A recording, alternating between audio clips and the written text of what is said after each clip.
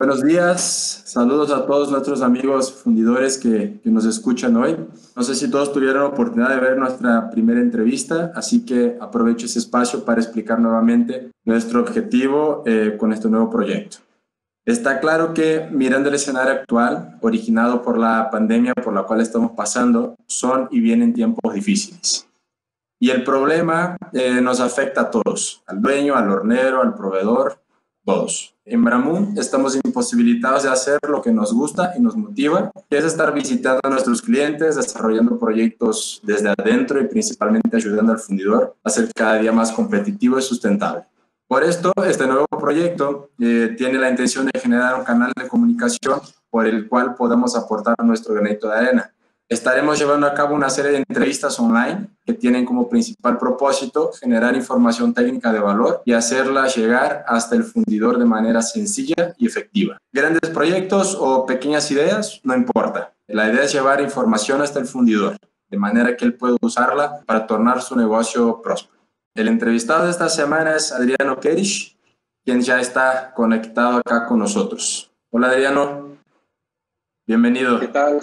Buenos días. Gracias, señores, el equipo Bramón, por la invitación. Pues ahí estamos el día de hoy, ¿no? Bueno, Adriano, bienvenido. Gracias por tu disponibilidad en acompañarnos el día de hoy. Adriano, para quien no conoce, es originario de Brasil. Es graduado en Ingeniería de Fundición y también tiene un maestrado en Ingeniería Mecánica con énfasis en procesos metalúrgicos con el Instituto Superior Tupi en Brasil. Fue maestro del curso de posgraduación en Ingeniería de Fundición, leccionaba la cadera de procesos de arena en verde y arenas ligadas químicamente. Publicó un artículo sobre, está en inglés, Adriano, después si quieres comentar cómo es en español, pero dice Effect of Antimony on Matrix and Mechanical Properties of Nuclear Cast Iron. Trabajó en la fundición de la empresa Embraco, la cual pertenece hoy al grupo Nidec. Trabajó en esa fundición por 8 años como ingeniero de procesos y era responsable principalmente por el área de moldeo en verde y área de corazones. Actualmente trabaja para la empresa suiza Clariant, para la unidad de negocio que está en México y es responsable por el mercado mexicano de bentonita para fundición. Adriano, nuevamente bienvenido. Si me olvidé de algún detalle, por favor, puedes agregar en cualquier momento. No, pues muchas gracias una vez más, Alexandre.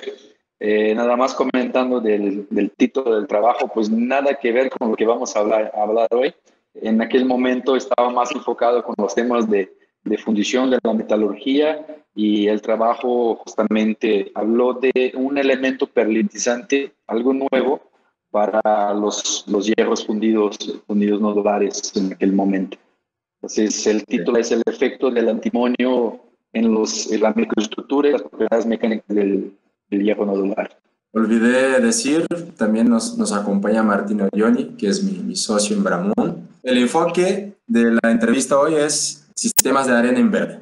¿Okay? Bueno, llamo a Martín entonces para dar inicio a nuestra dinámica de preguntas y respuestas. Buenos días a todos, gracias Alex, gracias Adriano por estar aquí con nosotros, por participar. Un gusto poder platicar un poquito sobre un tema tan interesante que es sistemas de arena en verde. Alex comentó que tú vienes de Brasil y que trabajaste bastantes años dentro de una fundición. ¿Podrías comentarnos un poquito más qué fundición era, qué tipo de piezas hacen, qué procesos, qué equipos tenían, darnos un panorama general sobre tu experiencia dentro de la fundición? Bueno, la fundición de Embraco básicamente se dedicaba a lo que es la área de refrigeración, ¿no? La Embraco en Brasil es una de las empresas líderes en este mercado. La gran parte era dedicada a este negocio, pero también había una pequeña parte que sí surtía la industria automotriz y de construcción civil. Embraco es una empresa que hoy, ahorita tiene como 2 líneas Disa-Matic, líneas medianas MK4, MK5, líneas que ya están ahí a más de 20 años, una línea más de 20 años, otra más de 25 años. Y es muy conocida en Brasil como una empresa de referencia, no apenas por su alta capacidad productiva, pero también por sus niveles o sus benchmarks en diversas áreas como consumos de energía, el área de fundición, como hablé, productividad, niveles de rechazo bastante bajos. Entonces, para Brasil es una empresa de bastante referencia para la fundición y como comentaba, tienen una línea de equipos, tanto lo que es referente a la parte de fusión, moldeo en verde, granallado, equipos automáticos, todos en línea, por decir. Y pues ahí estuve por 8 años de entrada trabajando un poco más con el tema de la productividad, de desarrollando metodologías de mejoría continua en la empresa. Por eso, de hecho, el trabajo que les comentaba del antimonio fue uno de los proyectos hechos ahí adentro de Embraco. Y pues posteriormente, como responsable del proceso de moldeo en verde y corazones, pues pudo desarrollar lo que es la parte de que vamos a platicar un poquito más el día de hoy. Y ahí tenían un buen laboratorio de arenas. Sí, un laboratorio bastante completo, un laboratorio de referencia también, pues donde hacíamos de todo, ¿no? Tanto de desarrollo, cuanto los análisis de rutina del proceso.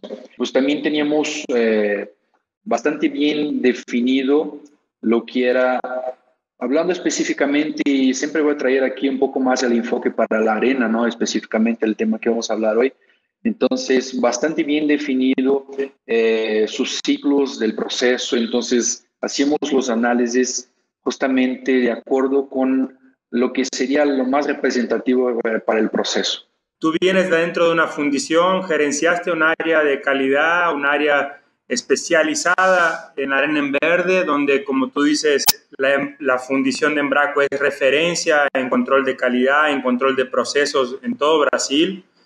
Y vas a Clariant, que es un proveedor, a trabajar en el área de ventas técnicas. Entonces, creo que eso refuerza y deja bien claro que la empresa entra por el ámbito técnico, ¿no? Como que primero lo técnico, primero comprobar los beneficios del producto y después hablemos de condiciones comerciales. Sí, exactamente.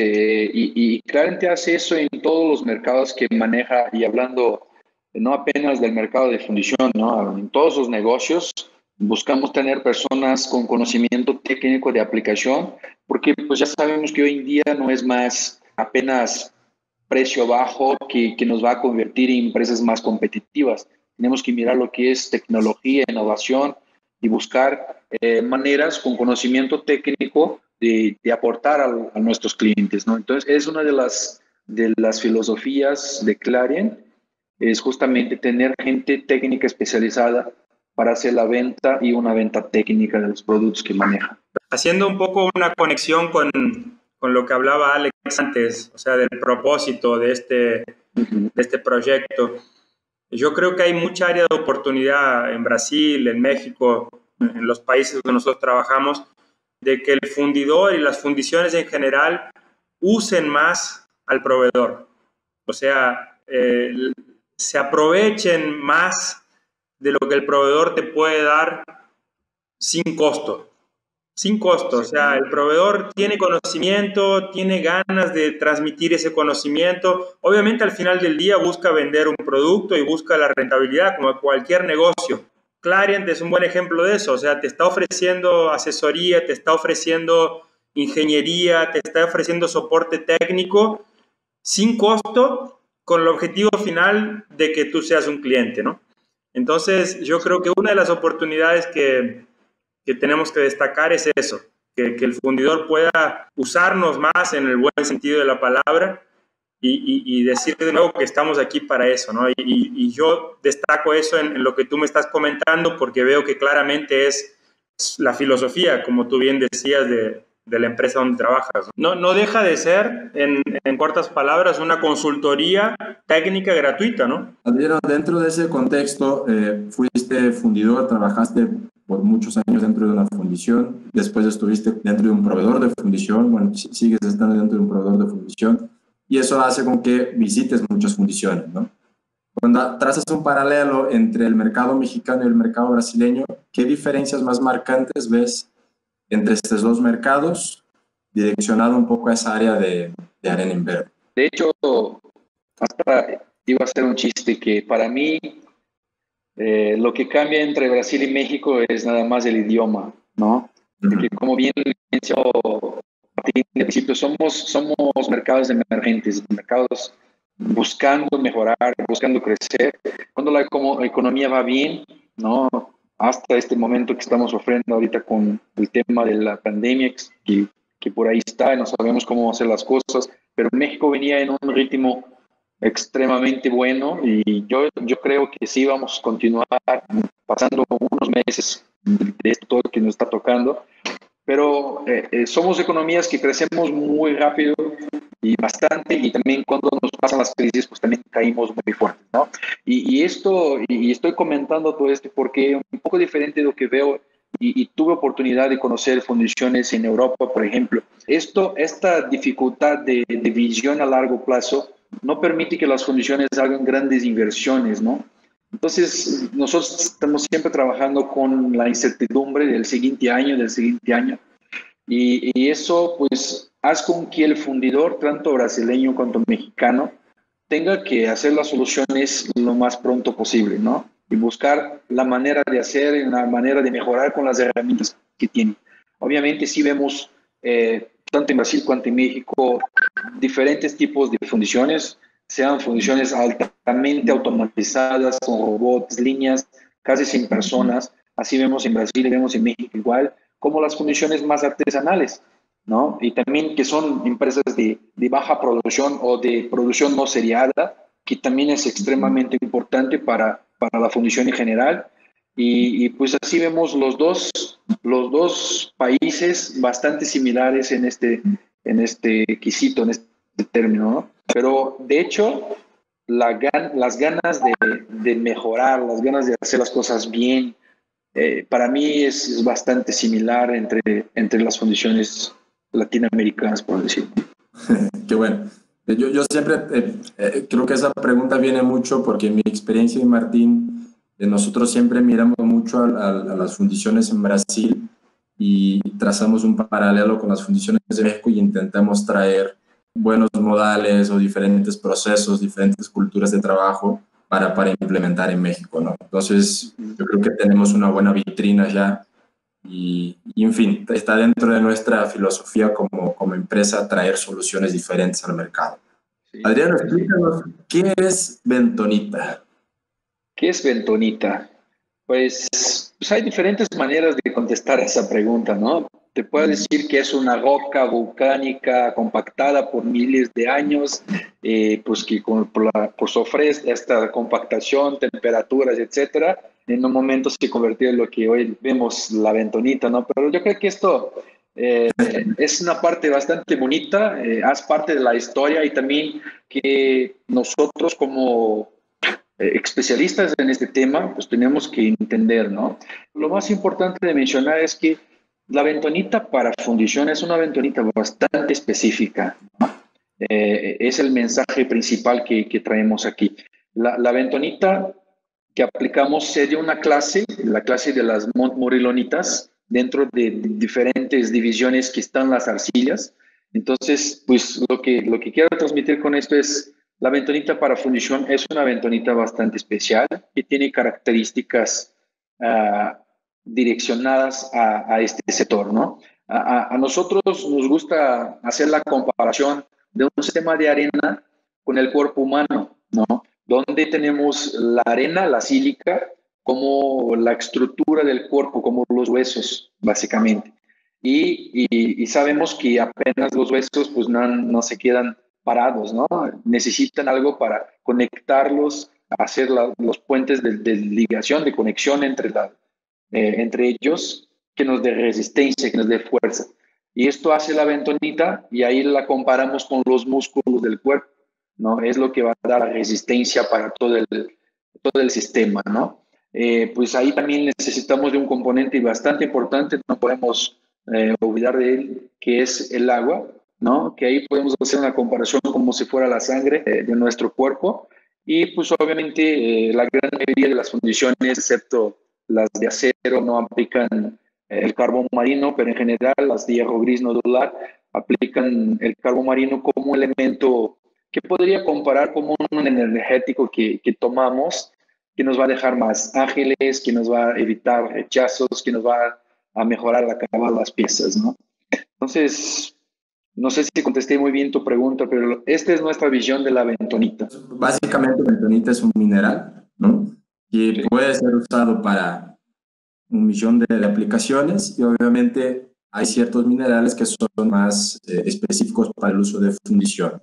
¿Podrías darnos alguna explicación o algún ejemplo? ¿Qué es lo que hace con que el mineral sea a la fundición? Cuando buscamos o cuando sabemos que ahí hay en algún determinado lugar hay bentonitas específicas para el negocio de fundición, pues tenemos los métodos que utilizamos nosotros fundidores dentro de las fundiciones también para probar cuáles son las características de ese mineral, ¿no? Entonces, hablamos de lo que son resistencias, lo que es el azul dimetileno de la bentonita, y basado en estos análisis, nosotros podemos decir si es una bentonita adecuada para el negocio de fundición o no. Cuando empecé a hablar de las divisiones o de los grupos familiares de las bentonitas, comenté de la montmorilonita. Cuando hacemos una prueba de azul de metileno en una bentonita, estamos básicamente identificando el nivel de montmorilonita que tiene el material. Entonces, por esta prueba sencilla, podemos de ahí partir para probar los otros detalles, ¿no? Pues sabemos que dependiendo del nivel de absorción de su metileno que lleva una bentonita, pues sabemos qué nivel de montimorilonita tiene este mineral, básicamente. Ok, y ahí sabes si es adecuado o no para la aplicación en fundición. Sí, saber si es adecuada allá en el proceso de fundición, porque te comenté sería del principio, ¿no? ¿Cómo empezamos a identificar un mineral? Ok, ¿No? Y cuando vamos a mirar adentro de la fundición, pues tenemos que hacer una serie de pruebas bastante detalladas en el mineral para saber específicamente pues, las características, como comentaba, de resistencia, pero no solamente las resistencias en verde, como decimos, pues sabemos que pues, la fundición que va a hacer es aplicar la temperatura, va a vaciar el metal dentro de un molde de arena, pues durante este proceso la bentonita tiene que soportar esta agresión que va a sufrir. Entonces hay también que tener en cuenta los niveles mínimos de resistencia en caliente que una bentonita puede ofrecer a la fundición, ¿no? ok, o sea, es mucho más complejo que simplemente analizar el azul de metileno. Es nada más Sí. la puerta de entrada. Adriano, en México, ¿qué tipo de bentonita podemos encontrar disponible en el mercado? No hablando específicamente de Clarent, hablando del mercado en Sí, general. claro que sí. No, hablando de mercado en general y es parte de la búsqueda que hicimos en el mercado para entender cómo se manejan las cosas en el país, pues sabemos que cada país trabaja, las condiciones no cambian de país o de continente en su manera de trabajar, pero sabemos que las materias primas sí cambian. Estamos hablando de recursos minerales, ¿no? Entonces, hay un aspecto bastante interesante que para una fundición ser competitiva, pues tenemos que trabajar con los proveedores más cercanos posibles, ¿no? Porque sabemos que el costo logístico en todos los negocios afecta muchísimo. Entonces no hace sentido que en México traemos una bentonita desde China o desde Alemania, porque aunque sea la mejor del mundo, te va a costar tanto que no va a ser viable económicamente hacer este movimiento, ¿no? Entonces es bastante importante entender qué tenemos disponible en el país y hablando específicamente de México y ya también haciendo un poco de explicación de lo que se maneja en términos globales las bentonitas, ¿no? Básicamente son tres los tipos de bentonitas que se manejan hoy en día para la industria de fundición. Entonces hablamos de las bentonitas sódicas naturales, hablamos de bentonitas cálcicas naturales. Estos son los dos tipos de minerales, otra vez específicos, estamos hablando para la arena verde de fundición. Estos son los dos tipos de minerales que se encuentran en la naturaleza. Sabemos que en México no tenemos reservas o nada que sea significativo en términos de bentonitas sódicas naturales, ¿no? Estas sí hay disponible en el mercado mexicano, pero son bentonitas importadas desde Estados Unidos. Sabemos que este tipo de bentonita hay hablando de Américas, hay en Estados Unidos y hay en Argentina también las bentonitas sódicas naturales. Por general, los demás son bentonitas cálcicas por naturaleza. Y las empresas, los proveedores de bentonitas, básicamente los proveedores de México en general hablando, transforman esta bentonita cálcica en una bentonita sódica haciendo un proceso de activación, ¿no? Entonces podemos decir que tenemos 3 tipos de bentonita disponibles en el país. Una bentonita sódica natural que viene de fuera de México, una bentonita cálcica natural que algunas empresas sí aplican y una bentonita sódica activada que también muchas veces es conocida por cálcica activada. Adriano, hablando de la bentonita sódica natural, ¿cómo sabemos que en México hay poco? O sea, hay una cantidad que no se justifica explotar para vender al mercado. Hablando un poquito más sobre nuestro negocio, ¿no? Como comentaba, nosotros somos especialistas en lo que es las arcillas y principalmente la manejamos en todo el mundo donde tenemos minas propias, ¿no? Y en México nosotros tenemos nuestras propias minas y para manejarlas tenemos un equipo de geólogos que hacen búsquedas de minerales disponibles en el país. Entonces tenemos acceso a entender y a hacer una búsqueda más detallada y saber qué hay o qué no hay de minerales en el país. Y basada en estas informaciones de nuestro equipo de geólogos, sabemos que efectivamente si hay, la cantidad es bastante pequeña, como tú comentabas, no hace sentido la explotación. Y básicamente pues las bentonitas sódicas naturales vienen de fuera de México, básicamente. ¿En dónde hay en el mundo las minas de sódica natural más famosas? Las minas más famosas, y ahí creo que vale la pena hablar un poquito de la historia también, ¿no? Como nosotros somos una empresa de Europa, entonces tenemos bastante lo que es la referencia de esta zona. En Europa hace 60 años la bentonita que se utilizaba era pura bentonita sódica natural desde Estados Unidos, desde la zona del Wyoming, ¿no? En Estados Unidos. Y hace 60 años empezó un cambio en Europa donde se empezó el desarrollo de las bentonitas sódicas activadas, que también ya existían, pero la fama de las bentonitas sódicas activadas es que son de baja calidad, principalmente calidad térmica, y que esto nada más las bentonitas americanas podían dar. Entonces, lo que empezó justo con la innovación, la tecnología, es encontrar bentonitas que aunque sean cálcicas o que sean activadas, tienen características similares o hasta superiores a bentonitas sódicas naturales. Básicamente las reservas de bentonitas sódicas naturales están en Estados Unidos y en Argentina, ¿no? Básicamente. Entonces, hoy en día, hablando de Europa, nosotros somos el proveedor número 1 en Europa. Entonces, tenemos bastante conocimiento para decir que más del 95% del mercado de Europa aplica bentonita sódica activada. La participación de la bentonita natural en Europa es mínima en algunas funciones bastante específicas.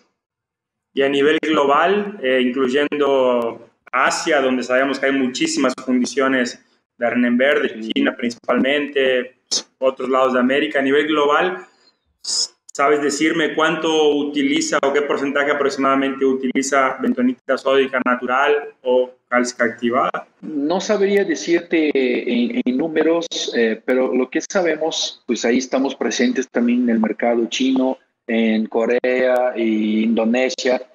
Son básicamente bentonitas sódicas activadas. Es la gran parte que es aplicada. Y hablando un poquito de nuestra región, hoy tenemos un mercado más o menos dividido entre 50%, aquí hablando de México, y hablando de Brasil un poquito más de 50% ya son bentonitas activadas. Interesante ese panorama porque muestra una tendencia de cierta manera, ¿no?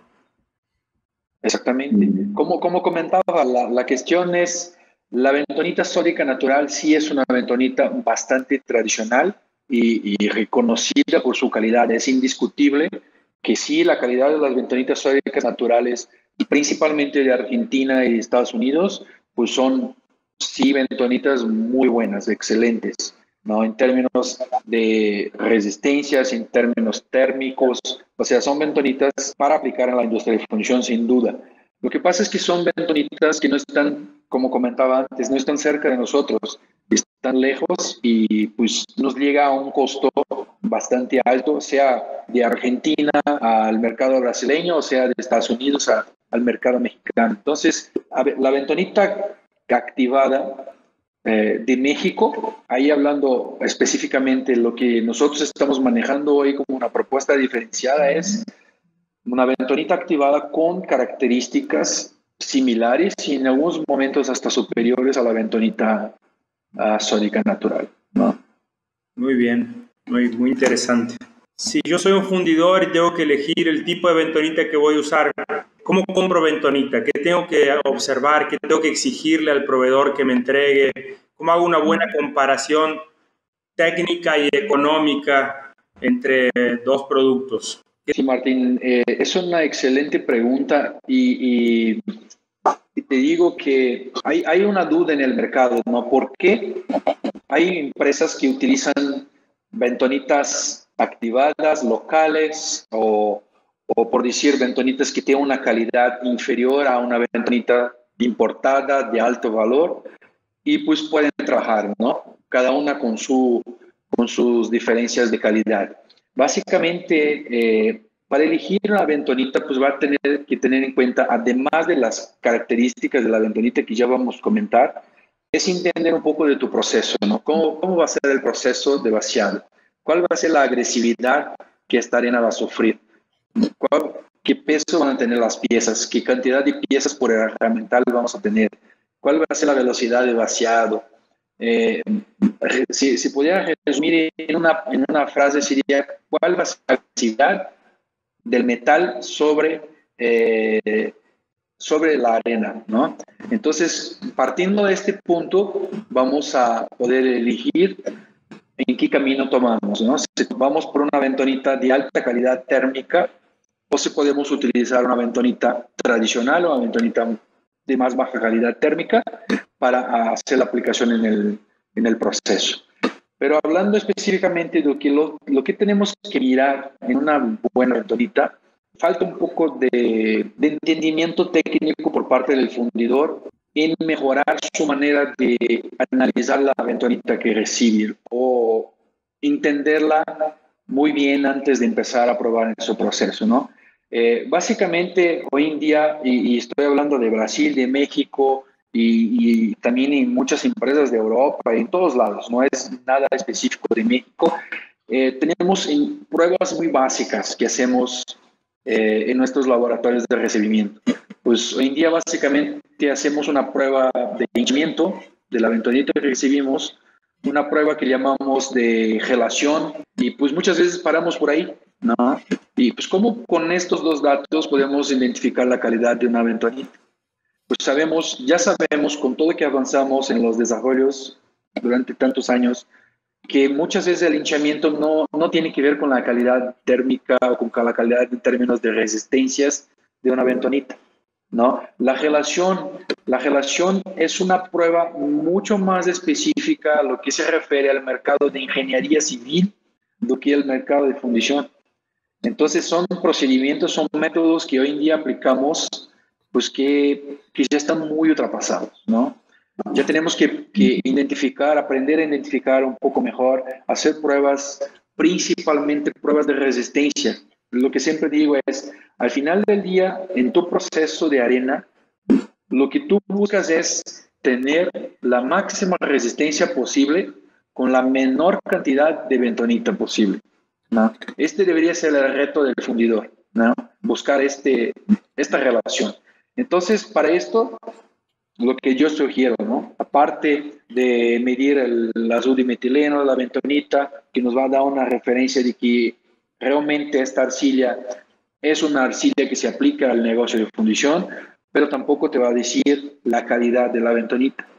Lo que te dice la calidad es resistencias RCB, RTH principalmente, y hablando de entender la calidad térmica de la bentonita, hay procedimientos de calcinación de esta bentonita, donde tú aplicas una temperatura, hay un procedimiento bastante bien determinado, y después vuelve a probar esta bentonita en términos de resistencias. Y hace una comparación, porque al final del día es lo que va a pasar en tu proceso. Lo que tenemos que recordar de un proceso de arena verde es que es un proceso circular, donde apenas compensamos, agregamos la bentonita para compensar lo que fue perdido durante el proceso de vaciado, proceso de expiración, etc. Entonces, hay que tener en cuenta cuánto esta bentonita va a sufrir con la aplicación de la temperatura. Ok, esos son los puntos importantes para poder comparar y saber cuál es la bentonita que sirve para mi proceso. Ahora, en el día a día de la fundición, ¿es importante que el departamento de calidad o que el laboratorio evalúe a cada cuánto tiempo la bentonita que está recibiendo para poder estar seguro de que está dentro de lo que su sistema necesita? ¿Cuál es la recomendación? Excelente pregunta también, Martín. Y ahí te digo que tal vez sea un punto bastante interesante y tal vez una pequeña diferencia entre Brasil y México, lo que me gustó muchísimo aquí. Los fundidores en México tienen mucho más confianza en sus proveedores. Realmente lo que hemos visto es que son hechas muy pocas pruebas de recibimiento de los materiales. Y no digo que los proveedores se han aprovechado de esto para pues, enviar materiales malos o no, pero de hecho, si vemos que hay una constancia bastante grande en lo que se están entregando a las fundiciones y que sí hay una confianza bastante grande. Pero bueno, yo soy de Brasil, entonces pues vengo con un poquito de la cabeza desde allá y lo que vemos es que esta confianza hay que construir, ¿no? Durante el tiempo que se provee a la fundición. Pero hablando en términos técnicos de aplicación y ahí hablando un poquito del lado del proveedor, nosotros cuando producimos un material, nosotros no producimos una carga de 30 toneladas. Nosotros normalmente sacamos un montante representativo, 300, 600, hasta 1000 toneladas y producimos un monto considerable del material, ¿no? Lo importante, yo sugeriría identificar con el proveedor cuando cambia este lote, básicamente. Porque tampoco necesitamos analizar cada carga, cada vez que recibimos el material, analizar 100%, porque muchas veces tú puedes estar recibiendo el mismo material 10 veces, 10 cargas del mismo material, y ahí está dependiendo de tiempo, el laboratorio, todo esto para analizar. Entonces, es un trabajo en conjunto con el proveedor para identificar cuál sería el tamaño del lote ideal o la frecuencia de análisis ideal para hacer un recibimiento, ¿no? Muy bien, muy bien. Y dentro del proceso productivo, ¿qué pruebas tiene que hacer el fundidor? ¿Cuáles son las pruebas más importantes para saber que el sistema de arena está de acuerdo y está consumiendo y está, digamos, balanceado para la producción que se está haciendo?